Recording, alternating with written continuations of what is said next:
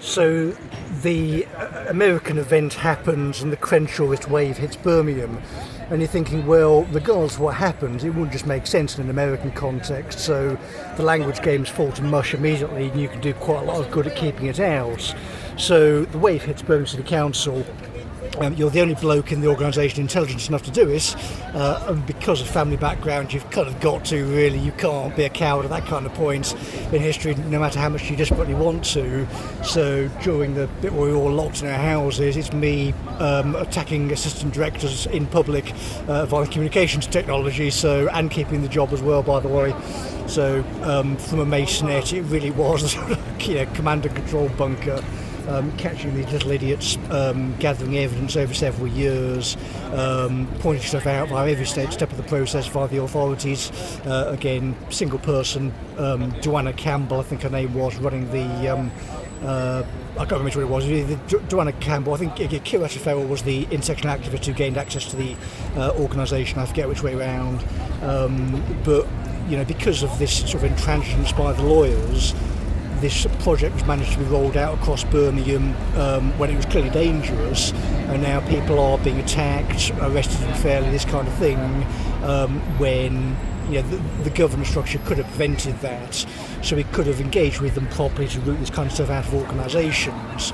We wouldn't have then had maybe Southport and the gangs behaving inappropriately with the communications technology. But again, at every stage you've been internally putting emails through to lawyers, audits. Hello, this is a problem, you need to go and sort it out, this is very, very dangerous. They're ignoring you, being silly and batting it off. It gets to the point where you'll physically get out of the city because it's dangerous, and they're saying, well, I'm sorry you haven't been stabbed to death quietly, sir. This is very unprofessional of you. We expect you to just stop existing and having access to our database and thinking after 17 years because you're just too much of a problem.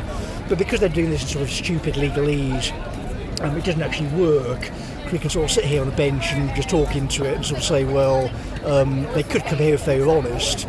I mean, we're sort of sitting on a bench in Edinburgh. If they wanted to actually come to St Giles and discuss it, that might be a good idea. So there's some kind of historical weight behind it in terms of actually being honest. Or you can go up to the even more fortified Mott at the top, in fairness, which is now surrounded by a ring of steel. So if you're worried about security and large men with swords, I mean, you can go up there. I could have a chat with the police about carrying it up there, but I don't need it, to be fair. We should actually have a conversation in a secure place where civilised adults can be without attacking other people, and where you're not sort of being intimidated in meeting rooms with no witnesses by these sort of thuggish little gangsters who tell lies for their own money, sort of Helen Best and Jennifer Southall tried to do. But in terms of the current situation, so again, further recording, we're now sorry, dropping the medical equipment. We're now 20 to 4 on Friday. Again, I've been up this morning thinking on ways to deal with the Brummies and the housing department, all that kind of stuff. During the pandemic, we spent some time in the quote-unquote policy team and also the legal team, so we're doing policy and compliance. They were doing that because the organisation was so badly run. I mean, it was set up as sort of a Ponzi scheme and career progression. The younger people joining and just being sort of chewed up and spat out in many cases. You've got bright people, but because they're being palmed off to these spivs who are just sort of using them for money because they've absorbed some kind of modern management theory as their qualification, you're losing a lot of potential talent that could be turning the organisation around because they're deferring to the crooks and spivs. And of course, to go along with intersectionality, you've got to be both a crook and a spiv, and incredibly stupid, because they're all linked together. So the HR department isn't credible anymore. Nobody's going to apply for jobs. It's just a case of dealing with the activist contingent and stopping them causing problems, really, at this point. It's feeding back into legal compliance. I mean, you think that the job through logically.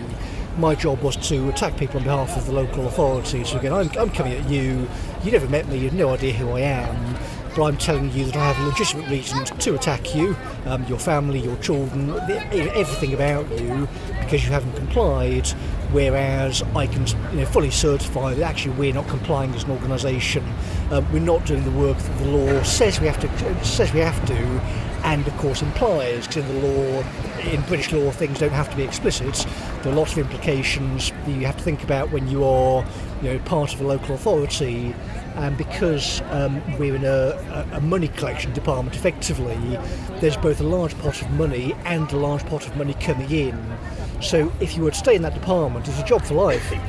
As long as you're willing to do the job, it was not particularly onerous, and you could do the job fairly easily for forever and keep getting paid at other people's expense if you weren't doing the job properly. So if you're willing to turn a blind eye to stuff, kick people on the way down, you'd get better getting paid, that'd be easier, but you couldn't do that. So we kept things sort of stable for 2 years, ignored the morons and just carried on.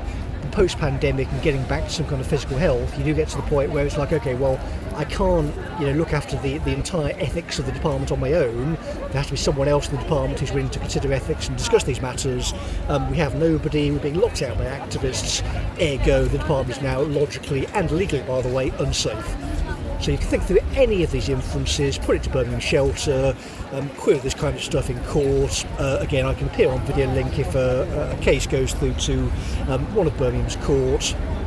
Get me on the line, I can explain the various of interest projects since 2020 and the effect that had on the departments, the corruption of people like Jones, Tracy Holsley and her crime family, our directors, that kind of stuff, the lack of response to welfare reform, all that kind of stuff. So we can put that through on witness statements if you need me to.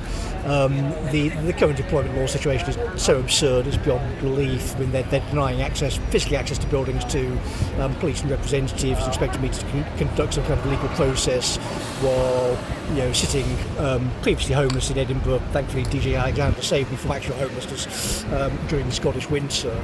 But they've decided apparently that they can actually kill people they don't like in Birmingham. I don't know how, saying, oh, we'll pay you 6 months to be quiet. It's like, well, we're clearly not going to do that, are we? And it would be impossible even if I could. We couldn't actually legally accept the deal anyway. If you're following Nolan, you can't actually do stuff like that because you have to be selfless. So if some crook says, do you want 6 months pay to be quiet? It's like, well no. No, I don't, moron. Firstly, you're going to assist me in putting through the correct tribunal papers. So because of the complexity, you'd need another human being, right, to go through the witness statements, take down notes, go back and forth. Is this clear? This is the exact statement you're making at this point in time. Yeah, we'll go with that. Again, it's not exactly hard. We've got loads of stuff in the databases. We can tell the stuff between, obviously, innuendo, word games, joke, and the truth. Sort of aiming at the truth.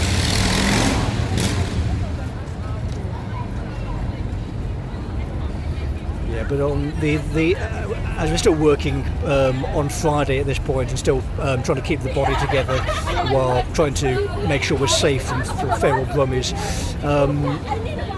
So no police has a time of writing.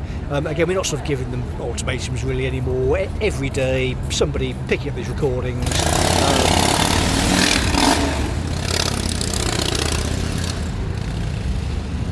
No ultimatums. If you're viewing this today, that if you can pick up a telephone, call 101, try and get police in Birmingham to go and find women called Jennifer Southall, Deborah Argentieri, Dave Fern. Did think for a second, but no, we'll carry on with that. People like Diane Jones, Kate Fox, Tracy Holsley, Marcel DeJongi, I think his name was, Darren Canning, these kind of people, because the police have to be called in. We're in an audit and compliance department, and we get police in to evict people from their homes. I'm saying trying to report criminal misconduct in that department, and we're being prevented from doing it by Dave Fern, who is a crook. Because rather than get an intermediary, which he would have to do clearly by law, he's trying to protect his own money and career by engaging in what is now trying to pervert the course of justice, because he was on a telephone in an Edinburgh place trying to be my special friend, which he's not actually allowed to do. We need an intermediary between him and me, because when you're dealing with legal matters, it's not a friendly relationship. We can't be mates. We have to be adults in the court service. But because he's been behaving like that, and he's been recorded, he's carried on behaving badly, but because it's now gone into clearly criminal threshold, he's now hiding behind computers along with these silly women and conducting silly fake theatre performances that of course fall apart as soon as he gets into a courtroom anyway. So the current position is we can't arrange Teams calls or electronic communications, and we can't really do that anyway. They've got to physically go into buildings, so solicitors need to go in, interview some of these people under caution, so we can get criminals identified and put into prison, because they've been embezzling money and all this kind of stuff. That needs to be dealt with, so the department can function legally, and so the money our tenants are paying can be kept for their benefit, not the benefit of these little crooks at the top. So we'll finish it off there then. So 101, please try and find these people, and if they would need to contact me in Edinburgh, I'm very easy to find. I assure you the Brummies have my contact details, they're just not refusing to respond, but the police can and must come back to me because that is the law. And in failing that, you can try a member of the British legal profession if anyone wants to find an honest solicitor who will help me put proceedings through on various matters, medical, all kinds of stuff. I mean, the list is endless, basically. It'll be an interesting ride if you want to go along for it, but if you just want money and are willing to tell the truth, we'll take it. Solicitor or police, please.